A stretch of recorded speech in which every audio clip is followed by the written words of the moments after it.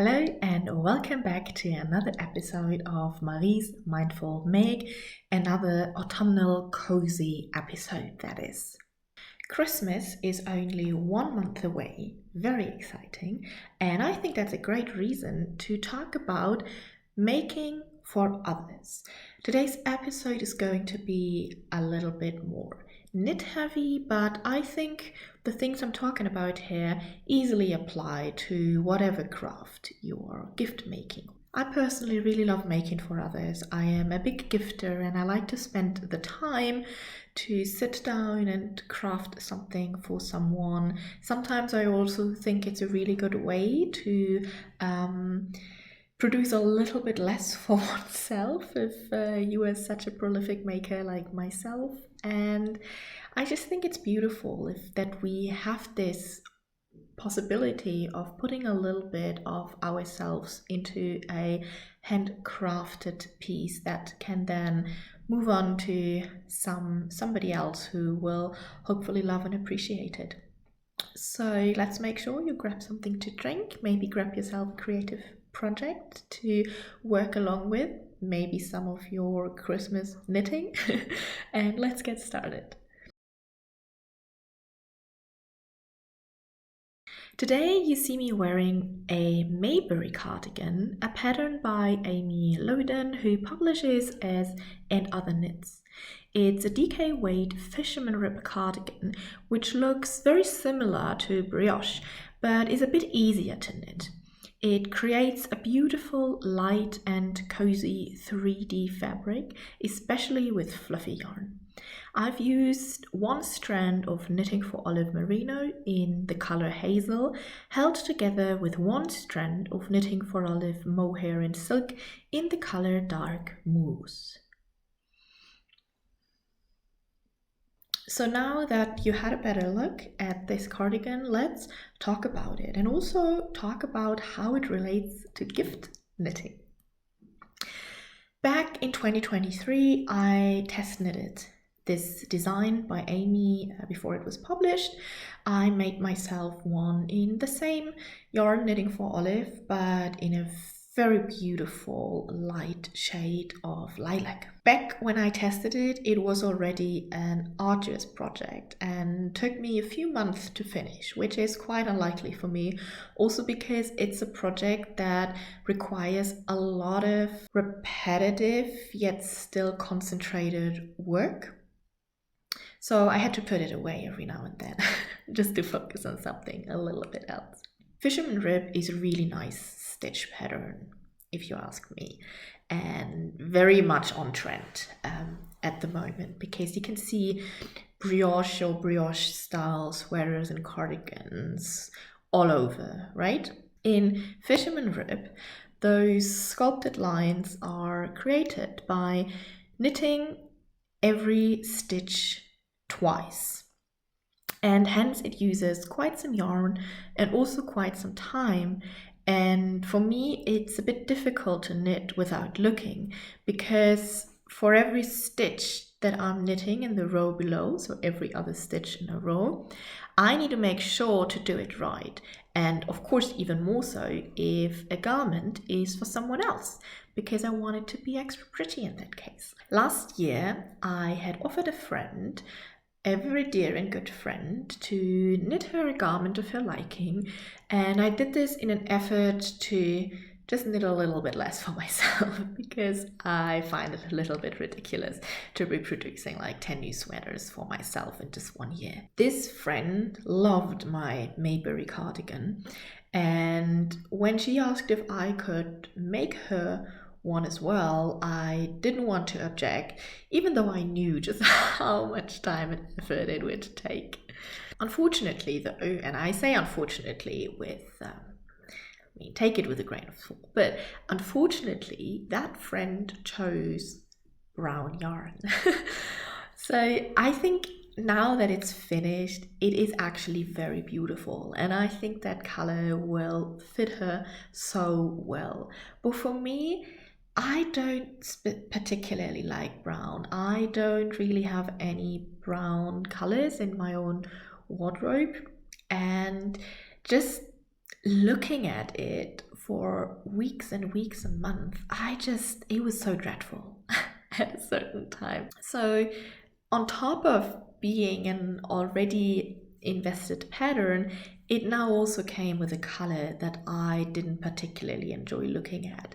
So over time, this knit started to feel like a chore rather than a passion or a hobby that I would like to do in the evening. So I knew that I had to alternate between projects, which is my normal modus operandi anyways. I always have more than one knit that I'm working on.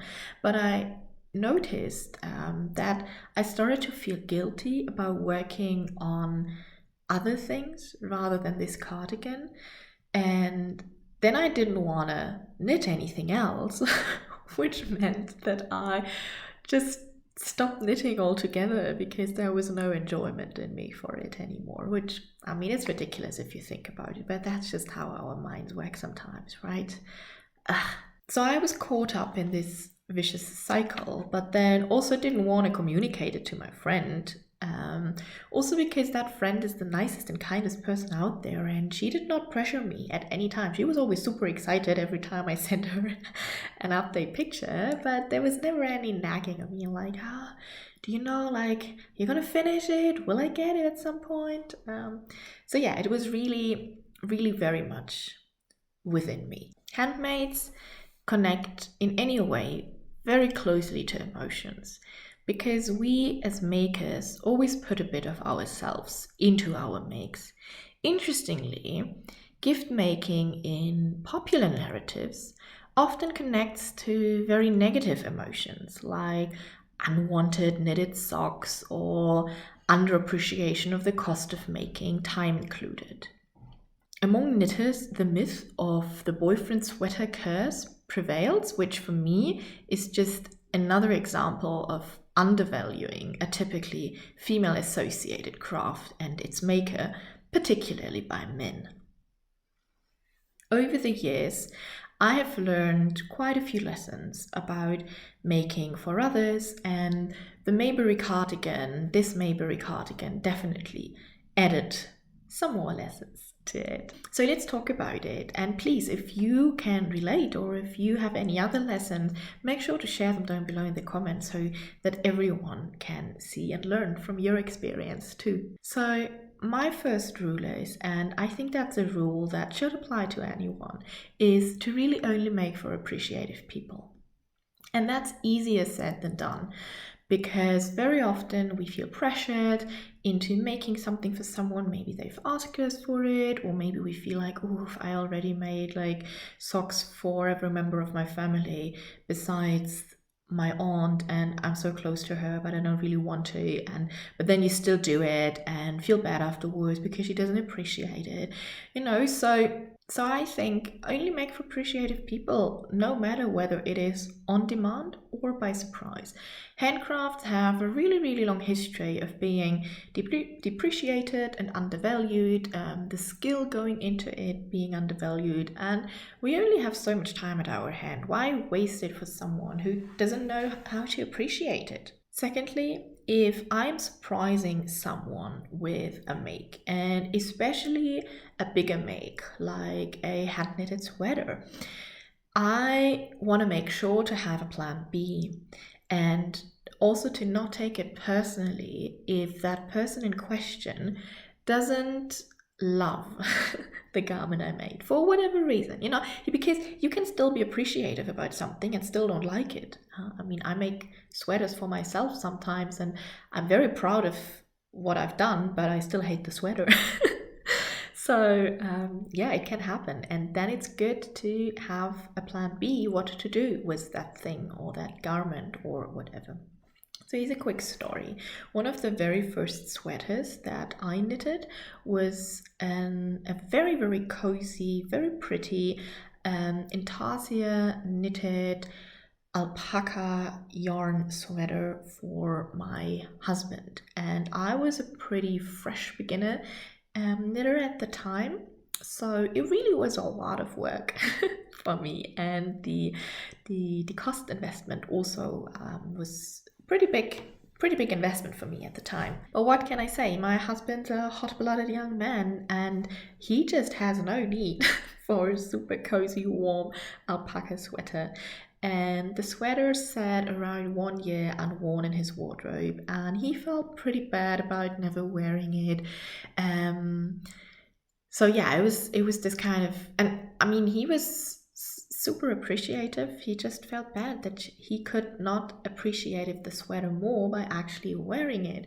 So long story short, the sweater has since moved on to my father, who absolutely loves it, who wears it all the time, and it keeps him nice and cozy in winter. So it's a win for everyone, besides my husband, who then had to wait quite some time to get a knitted sweater that actually works for his body type and needs. So next thing I think is a little bit more divisive, just about the ways how people like to gift.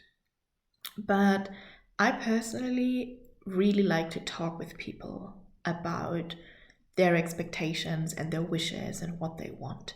And I don't think there is anything less romantic about making sure the scarf you're knitting for a beloved person has exactly the color they would like to see, because sometimes I'm surprised to learn what colors or what fits or just what pieces people would actually like and appreciate. And I think this depends very strongly on people as well. There are some people and they're just happy to get a gift and they'll be super excited. And then there are other people, and I'm actually one of them, who if they get something that they don't really see what's the need, and they don't really see how it can fit into their wardrobe or how it fits into their everyday, they're a little bit like, thank you, really appreciate it, but then they just might in the end even feel bad about having it, because they feel like they can't really appreciate the effort you put into choosing and making the gift. So yeah, I like to talk with people about their expectations, and ideally, you do it early enough so by the time you actually get to giving them that gift, they've forgotten it all along. And then last but not least, and again, this is easier said than done, but really don't be pressured into any, especially not if it is about your time and your resource. I usually communicate quite clearly who may or may not request a gift. Also keep in mind, as I said, like this sweater, I made it after I had offered my friend to make it for her. So it was a very consensual agreement. And I think as makers, we all know it. You tell somebody, oh, I'm a knitter, I'm a sewist, I do this, I do that. And they're like, oh, I have a request. Or they're joking, being like, so when do I get my socks? And I think me more than other people, I really love to make for people. Like if people would really, really love to get a scarf, chances are they might get a scarf at some point if they're treating me nice, and if there's at least a certain kind of connection between us. But there are people who really just expect, and I think, oh, I am your favorite aunt, you should make me something, why has everyone gotten something but me? And you might have very good reasons, whatever they are, to not have made something for them, and then don't be pressured into making something. I know that there are some people who go by the V rule for making for others, which is the vagina rule. So they only make for people who have, in one way or another, actually or figuratively, very intimate knowledge of their vagina or anything that goes around. It might also include my gynecologist. I'm not sure that I would make anything for her, but rule of thumb might not be the worst idea. So summarizing all of this Maybury cardigan showed me just how important it is to have your rules, to protect your own make-a piece, and to then actually live by it. And overall, I mean, this was not a terribly daunting experience. It just took forever, longer than I would want to, but I'm still friends with the friend I still love her.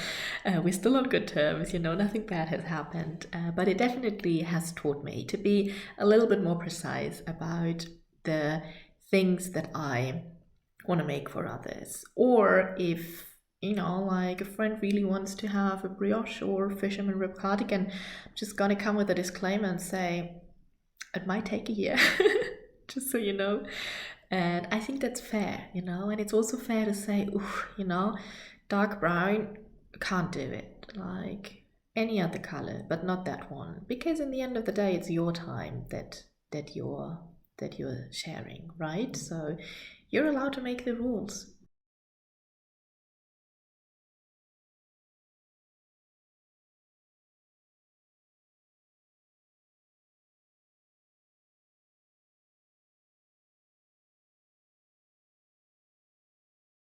That was it for today. A short little episode on gift making and a few things that I like to live by when I am making for others.